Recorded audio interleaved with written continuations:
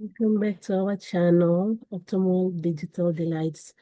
Um, I am putting this video to help raise awareness for small entrepreneurs, medium entrepreneurs who are venturing into doing tailoring, especially doing copying other people's design onto their products to market and sell. So these are totally new arena that a lot of entrepreneurs are getting into, especially in Papua New Guinea, with limited resource on intellectual property.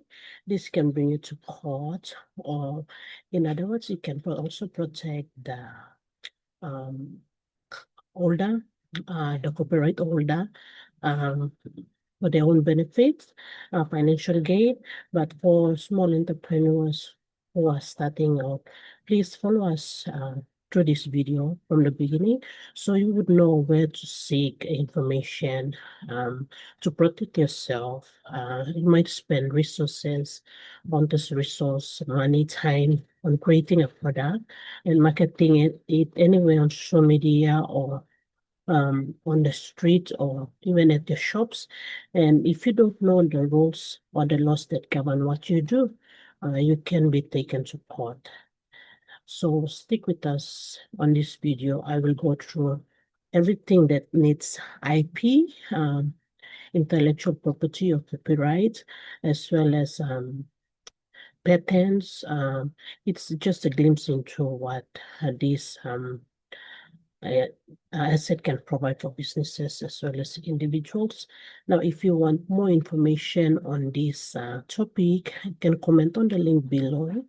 We'll discuss what else you want to know on IP intellectual properties and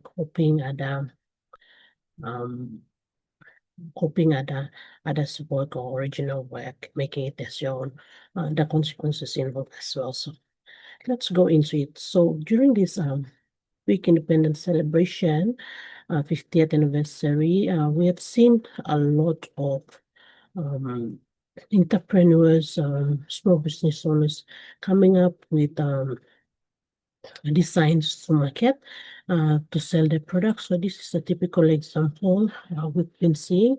So you can see there's the image of photo of our late Grand Chief, Sir Michael Somare. This might be a legal issue, especially if you're not aware of such things. You might get yourself involved and printing out this type of products for sale. So you have to check with the Somare family. They might be holders of copyright on this legal tender the money, and also seek other organizations like SME Corporation. There's a Facebook page, and the corporation is in the Department of Commerce and Industry, and it's situated here in Mosby.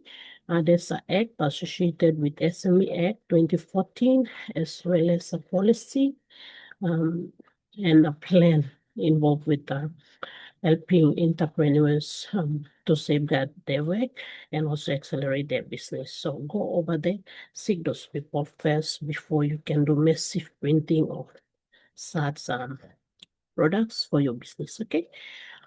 I am not discouraging entrepreneurship, creativity, but these are some of the most important things to be aware of when you're doing such businesses. Okay, so these assets, they call them intangible assets. So this is an example, as well as this one, painting. It's also a recreation of the legal tender 50 kina. And so you should be aware that if you spend time, effort, and money on such, you might be taken to court or when you're trying to commercialize someone else's original idea. Okay, so that's on printing and as well as on tailoring things. Be mindful of that. We have recent case a few years back on a copyright issue associated with a lover girl with the business houses, which she took the entity to court. So be mindful of that, and you might be also a victim in this case. So check SME Operation PNG, and also they have a Facebook page, the SME Corporation, this one, and also you can check, you can subscribe or follow this intellectual property organization on Facebook. Okay. Let's talk more on this intellectual property.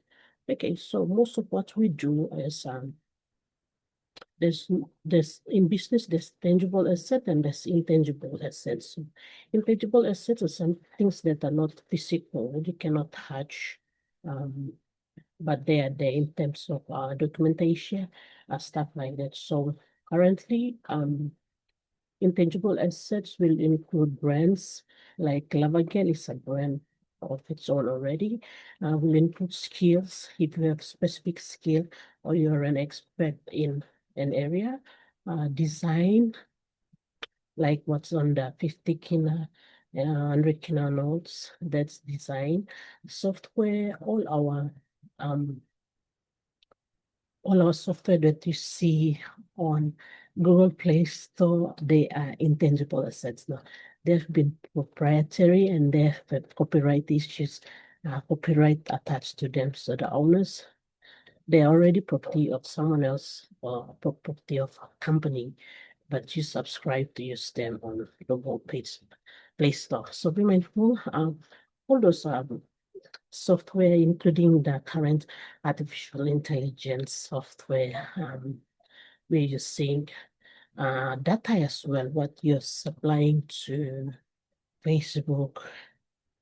Facebook is acquiring your data, TikTok is acquiring your data, and they're using it for their own benefit. So be mindful when you're supplying data information, personal information in exchange for use of the application or software. You're actually giving away that asset as part of your joint relationship. Okay. But there's a lot we can talk about for assets, especially intangible asset. But if we come back into PNG market, we can see there's other intangible assets, even worldwide. Like if you produce an idea or an innovation from maybe an university, you're a master student, so you're a PhD student or graduate student who has an idea or invention to save the world. He came up with maybe a HIV vaccine or COVID cure. That becomes your asset. That becomes your intangible asset, and it should be IP under you or the company that you're producing under.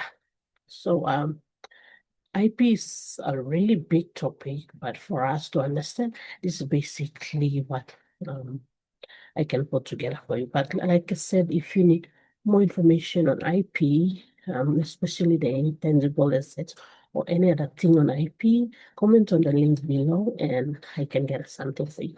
Okay, so that's basically it.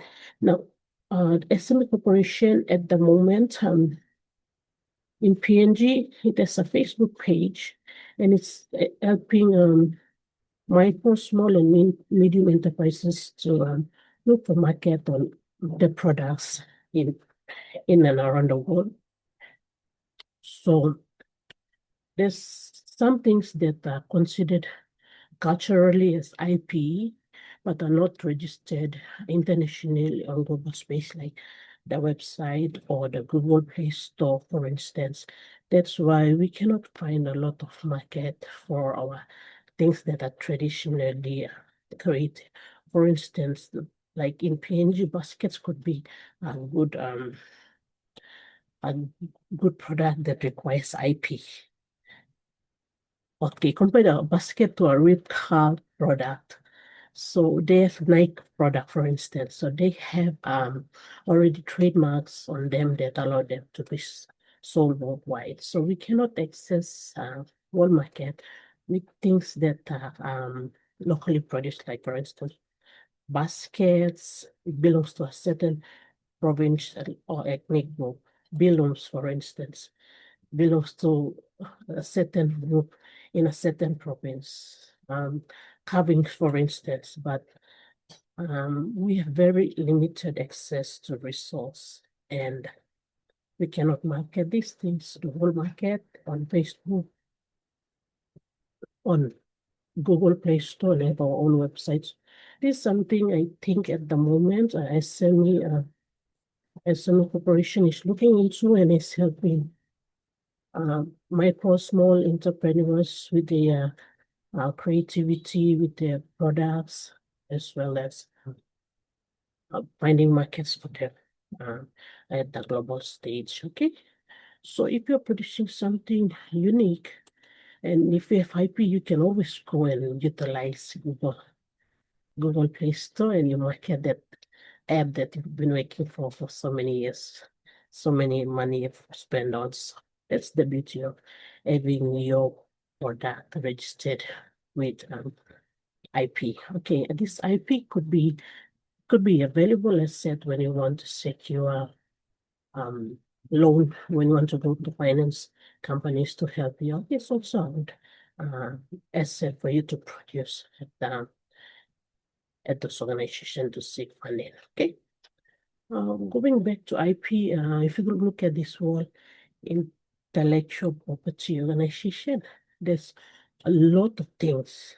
There's a handful of things that could be registered as IP or copyright. So we have traditional medicines can be registered as IP because they're produced by a certain group of people for a certain illness. Craft, weaving, songs, creative songs from certain ethnic groups, the apps that we're producing. So there's a lot of things that can be produced, can be protected under intellectual property, copyright and patents. Okay, so I'm asking entrepreneurs, painters, tailoring companies, business houses that are helping other people's entrepreneurs original work to commercialize the idea. I think this is a page you can consult, World Intellectual Property Organization. I've experienced a lot or learned a lot from viewing this page. So if you can make time to go and subscribe and follow this page, you can learn a lot of things on how to protect yourself as a creative artist and also as a copyright owner. Okay, but for PNG, you can always go to SME Corporation. There's a Facebook page of SME Corporation. You can go and seek out those information, advice.